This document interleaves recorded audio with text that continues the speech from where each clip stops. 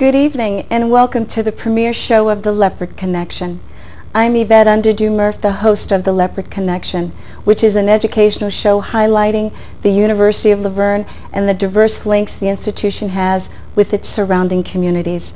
Tonight, we will explore the intersection between music and theater at the University of La Verne. Plus, we'll look at the programs of the Institute for Multicultural Research and Diversity. Then we'll learn about the university's relationship with Habitat for Humanity. Welcome.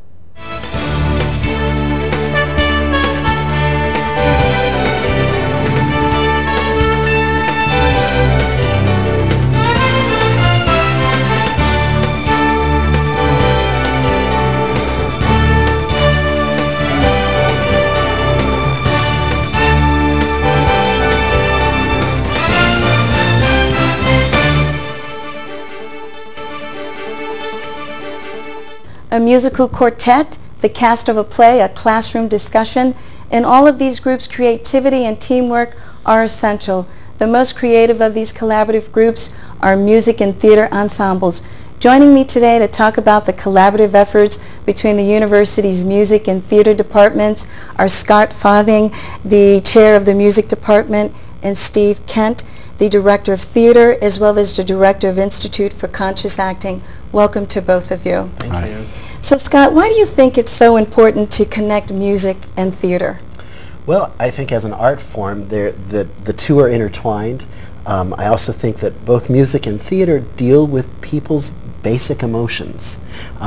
Musicians are always trying to express their emotions through music, and actors are expressing their emotions through words. And it seems to be the important thing to tie the two together. Every singer, every musician should be able to have a sense of acting, and every actor should be able to have a sense of music. Mm-hmm. Steve, do you agree with Scott's thoughts, and why do you think that this collaboration is important for the university? I absolutely agree. Scott and I think alike in a lot of ways. For the university, I think it increases the ability of the university to have more performances. Not just plays, not just concerts, but now we can have music theater. And the musical theater form is a particularly American form. And there's a lot of beautiful music stuff going out. We have chorus members in the acting classes, and we have acting in the chorus class, and it all mixes up, and it's fun, more lively. It seems to me that in both theater and music there's rhythm, tempo, right? And there's also the tone in both these two venues. Do you think that bridging both theater and music makes the message more powerful on the stage for the performers and also for the audiences that are seeing the performances? Oh, absolutely. Everybody, whether you're aware of it or not, we all have a innate musicality about us. And being able to teach both of those things to students it's a great gift that they can experience, to be able to become aware of the musicality that they have within them. Mm-hmm. Now, can you tell us how this collaboration aligns with the mission of both the music and theater departments? How about you, Steve? Can you share with that? Well, I was rereading the mission of the university recently, and I noticed how incredibly progressive it is. It talks about diversity, it talks about sustainable planet, it talks about working in community, it talks about all those kind of things. And I know that our sense of the theater department is not just isolated ivory tower art, but artist as citizen, and how they work in the world and how they are aware of the world they're in. And I think that makes a broader program. And in terms of music, I mean, these are the two major legacies of civilization. You know, that's how it comes down to us. I mean, the greatest artists in our world, most of them are either playwrights, Shakespeare, all those guys, and composers, you know. So we want the people to become aware of what their civilization is and how to make the best of it. And do you share that same view in terms of the mission with the music department and how it connects with civilization? Absolutely. I mean, all art is a reflection of the society. And so when you teach somebody about a particular genre of music or of theater, of art, whatever, you're teaching them not only about that one thing, but about a society as a whole. So when you do a musical or you do a play, you research the whole broad spectrum of what's happening at that time period when the composer was writing or when the playwright was writing. And so you're learning not just one piece of work, but an entire scope of civilization, of society. Well, that's exciting. Now, I know that there's been a long-term collaboration between the music and theater department, and more recently you collaborated on the Rocky Horror Show and Marat Sadat. Can you talk to us and tell us why you chose those two productions? Well, Rocky Horror was I think particularly something that would be completely different from anything that we had done, or that the school had done. It's you know, wild and out there and crazy and all of this, and it was something that connects very deeply to a large segment of our population. People see Rocky Horror and they immediately think of, you know, certain images, and it sounded like fun and something that would bring in a lot of students, bring in a large audience, which it did both. It did. Do you share those same feelings? Absolutely. When we were doing another musical where we were studying the music of Kurt Weill and the poems of Bertolt Brecht and Berlin in the 30s, and how it was like Los Angeles. And then he came up and said, "Let's do Rocky Horror." And I went, "You've got to be kidding. That's Scott?" And it was a great idea because it made a big splash. It was done during homecoming week. Everybody knew it, and it sort of put us on the map in some new way. People thought, well, they must be pretty hip to do Rocky. That's pretty good, you know. Now, what about the Marat Sadat? Was that also a pretty hip thing to do as well? Did you get a lot of people coming to see that production? We got a lot of people. That's a kind of scary play. The actual title is The Persecution and Assassination of Jean-Paul Marat, as performed by the inmates of the Asylum of Charenton under the direction of the Marquis de Sade. So it's about a bunch of mad people performing a play about the murder of a French revolutionary. Now, this is a musical. And of course, like Scott said, we had to study the French Revolution to do this thing. It was a senior project brought to me by one of our students, Sarah.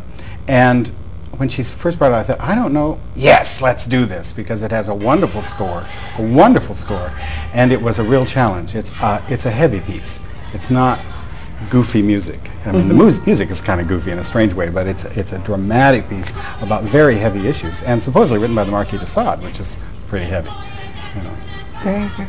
Now, you talk about heavy issues, and I know you're also the director of the Institute for Conscious Acting, so did that sort of fall into the mission of that?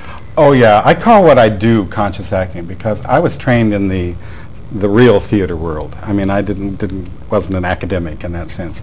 And most of what I've learned has been in practical senses, and I wanted to, what is this called, what I try to do?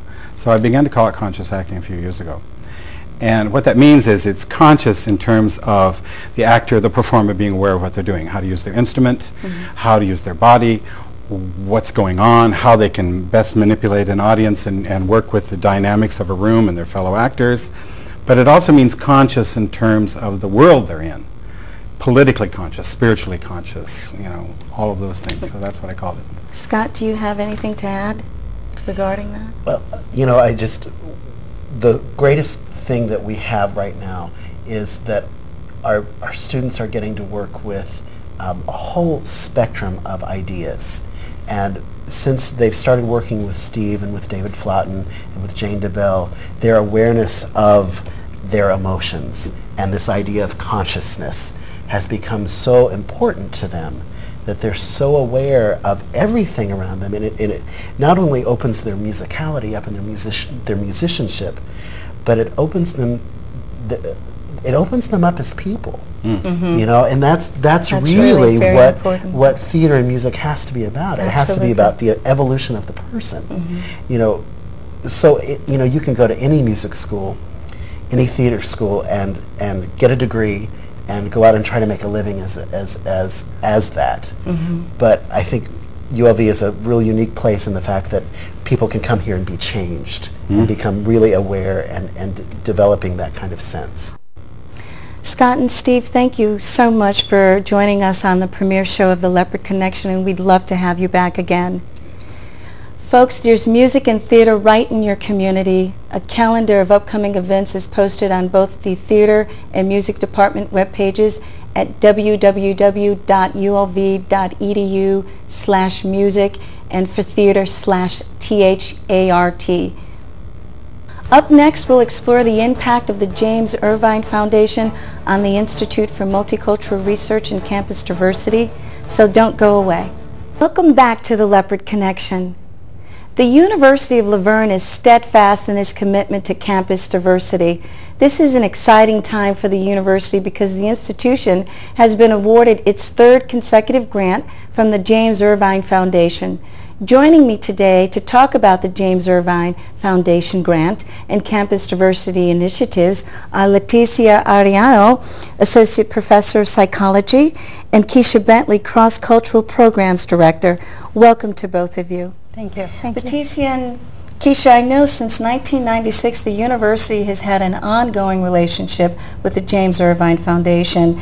And would you agree that the impact of the James Irvine Foundation has been a significant factor in advancing campus diversity initiatives here at the university? Yes, I would definitely say so. Oh, that's excellent. So let's briefly talk about then the two most recent grants that we've been awarded.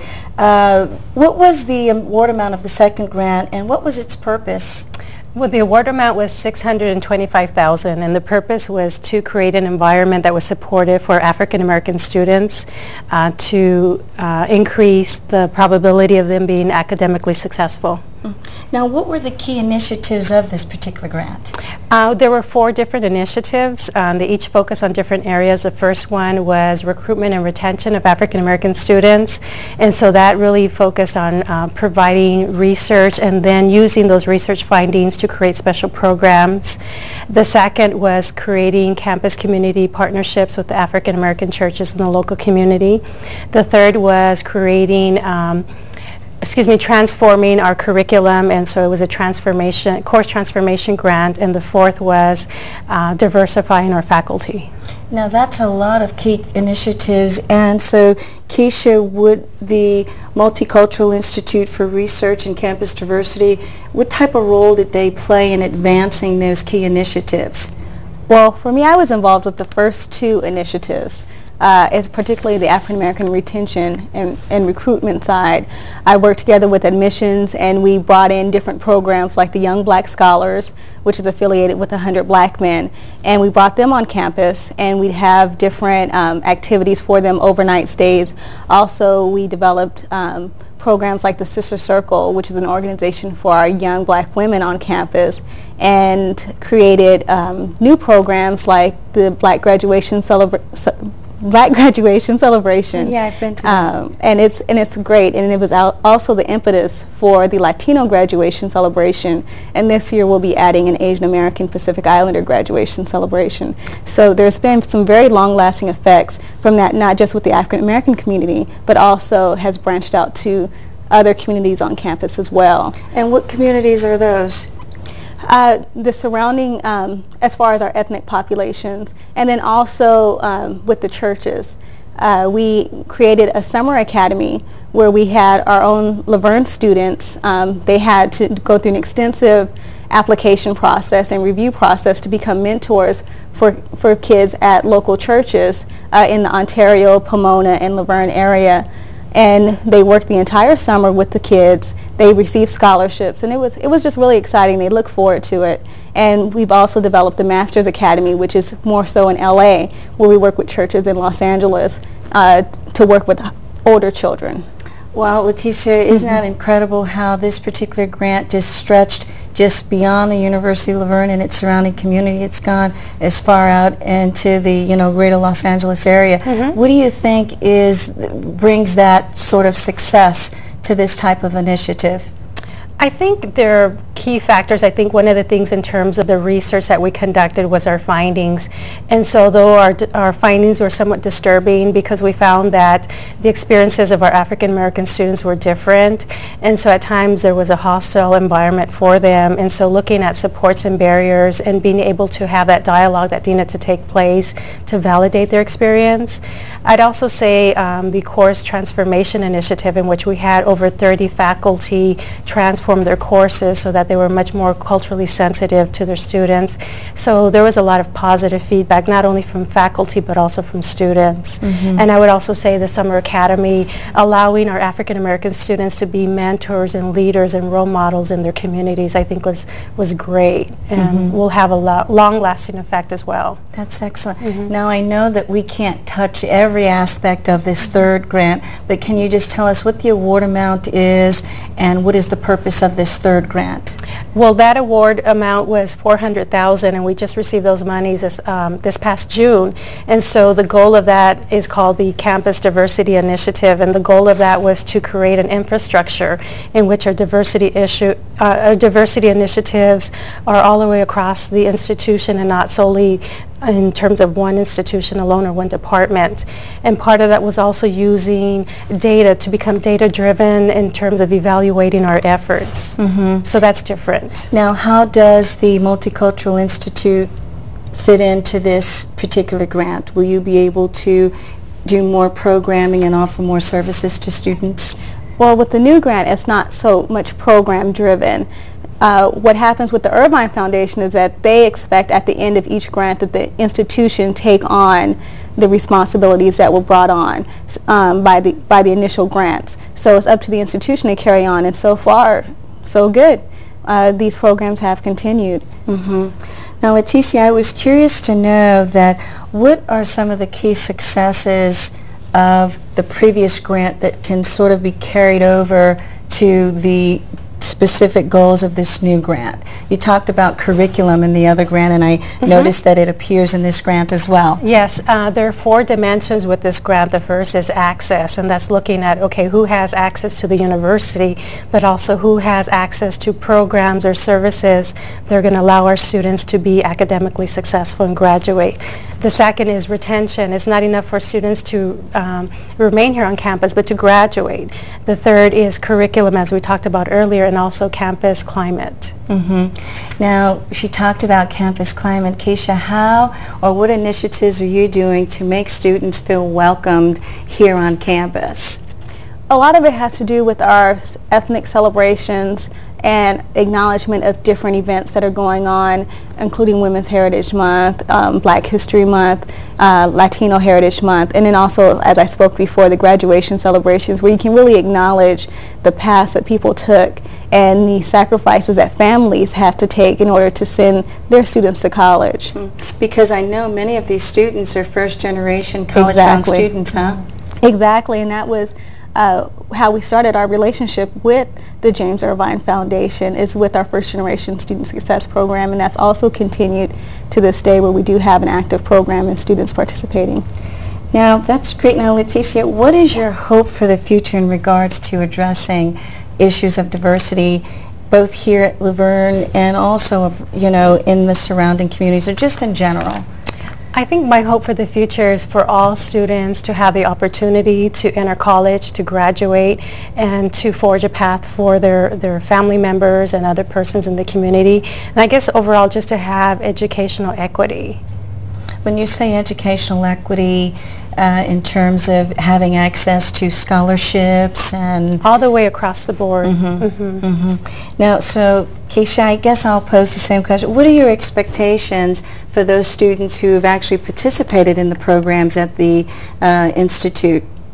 Well, my goals are real similar to Leticia's, that I want the students to feel like they do have access. If they want to start something new, that they can have those new programs and they can bring on their younger siblings and family members onto the campus so that they can get used to the college atmosphere. Well, I'd like to thank both of you for joining us today on the Leopard Connection, and we'd love to have you back and have you talk more about the James Irvine Grant and the Multicultural Institute. Thank you. Thank you.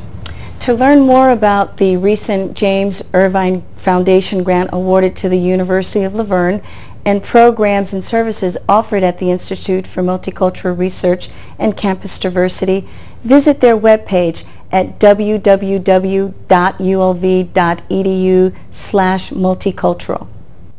Volunteering is an integral part of Habitat for Humanity. Next up, we'll take a look at how the University of La Verne is helping to eliminate substandard housing. Stay tuned. Welcome back to the Leopard Connection. For decades, Habitat for Humanity has broken through barriers of race, religion, politics, age, and culture to eliminate substandard housing for millions of people. Habitat for Humanity has assembled thousands of volunteers across the globe to work on this common goal.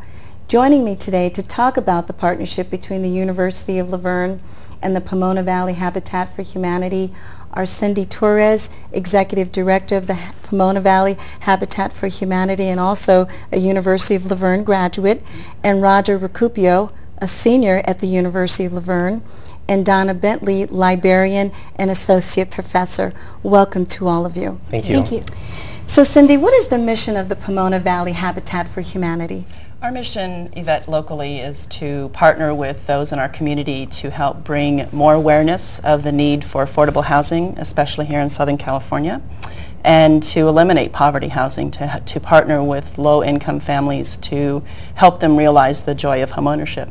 That's excellent. It seems to me that the Habitat for Humanity is not just only concerned with building homes, but it's also concerned with building families, people, and as well as communities. Would you agree with that, Absolutely, Cindy? absolutely. We couldn't do it without the community, without people getting involved and helping to build our families, to work with our families and partner with them to ensure successful home ownership, yes. So Cindy, how did your partnership begin with the University of La Verne?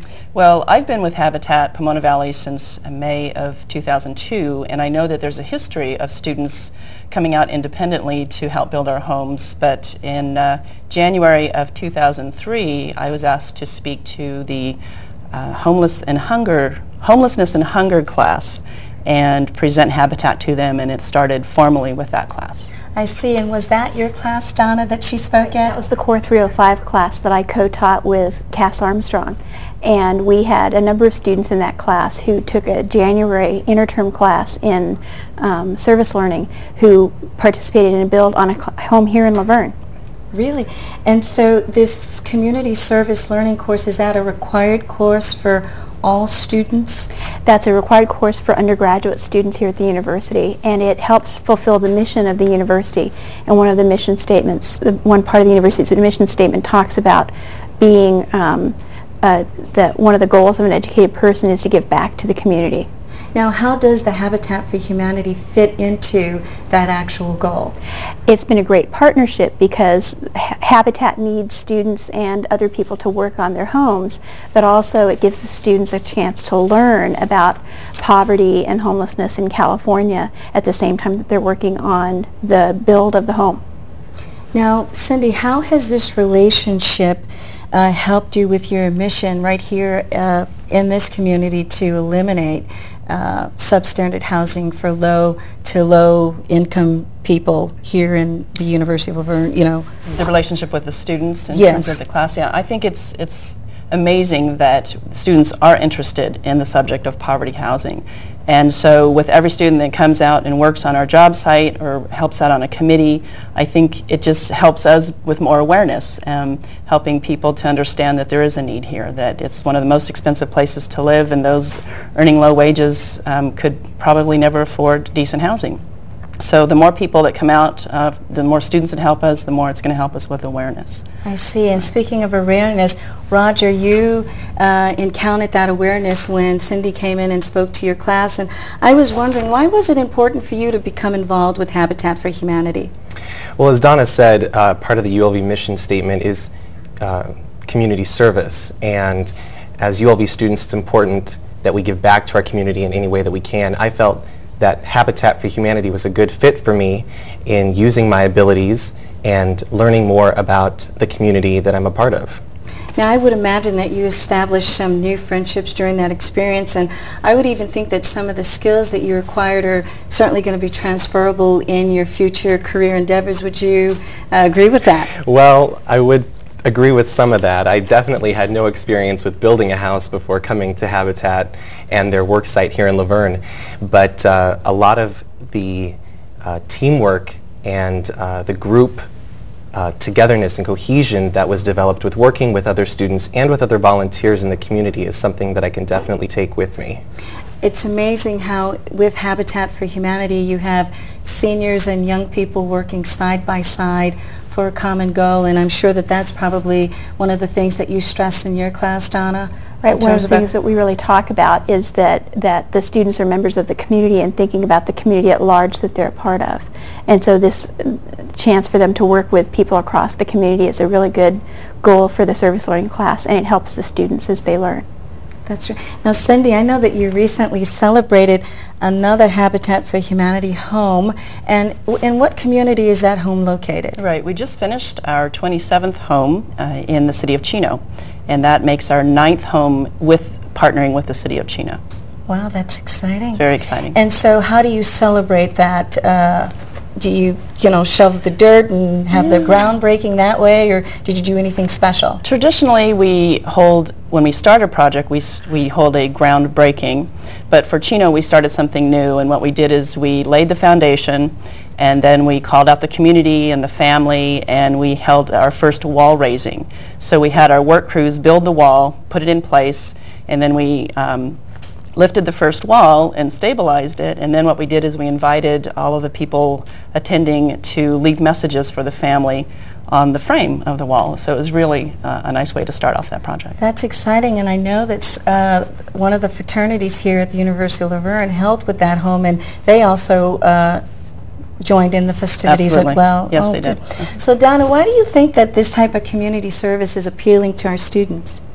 I think that the students see this as a way that they can learn what it's like in the real world as opposed to in the university environment, and it's a way for them to learn that's different than sitting in a classroom. Mm-hmm. And Cindy, I'm sure you've had many students volunteer their time toward this effort in terms of eliminating substandard housing. So what do you expect for these students in the future? What do you expect from them? Well, I hope that they take away from the experience just the need for more and more people to be aware of poverty housing issues, that it's not just internationally, it's right here, and that they become advocates for Habitat for Humanity, help us grow, and just take it with them to learn from and appreciate when they have a place to lay their heads each night. So. Yeah, that's true. So talking about appreciation and laying your head and resting easy at night, Roger, tell us how this volunteering for Habitat for Humanity was what type of experience was it for you, and what did it leave you with, I guess, is my question. It was an amazing experience for both me. I probably can say for all of the students in the class. It gave me a sense of accomplishment and achievement, and being able to see my finished work, and a greater appreciation for the other volunteers out there who were out day after day working, building this home for this family. Mm-hmm. So Donna, how do you anticipate students in the next community service learning class to join in with a new, I know you have a new project coming up. Do you anticipate I know one students? of the things that happens with our students in service learning is that the next house being built in Chino is a little bit more difficult for our students to get there. So there may be a little bit more difficulty getting students attracted to the Habitat for Humanity's homes that are built outside of the university area. But there are always still students who are interested in learning more about Habitat every time we offer the Hunger and Homelessness class. Now, do you have any more projects that are near and around the university that maybe our students could take advantage of? Yes, we do. And lend their volunteer services Absolutely. to you? We will be next building in the city of Montclair. We have our first house in partnership with the city of Montclair. We'll be starting that in the spring of this year.